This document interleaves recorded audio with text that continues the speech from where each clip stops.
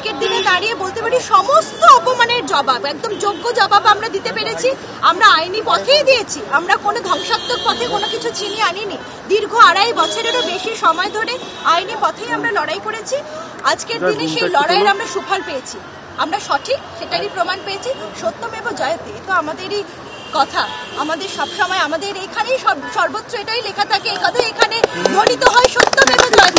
কেসটা আলাদা ছিল, যার ফলে আমরা আরো ভালোভাবে জিতে গিয়েছি, ঠিক আছে। এবং আমাদের যতগুলো মেরিট ছিল সবগুলো আমরা সঠিকভাবে আদালতকে আমরা পেশ করেছি, যার ফলে আমাদের এই ফল আমরা আশা অনেক আগেই করছিলাম। আজকের পর কিছুদিন আগে পর্যন্ত যেই বাবা মাটাকে তার ছেলেটাকে পাড়ার লোকের কাছে শুনতে হতো তোর বাবাটা অযোগ্য, তোর বাবা অযোগ্য, বা যেই বাচ্চাটাকে তার বাবা মা সাহস পেত না ভবিষ্যতে শিক্ষক বানাবে কিনা, সেই বাবা মাটা আজকের পরে বলবে হ্যাঁ শিক্ষকরা সৎ পথে চাকরি পায়।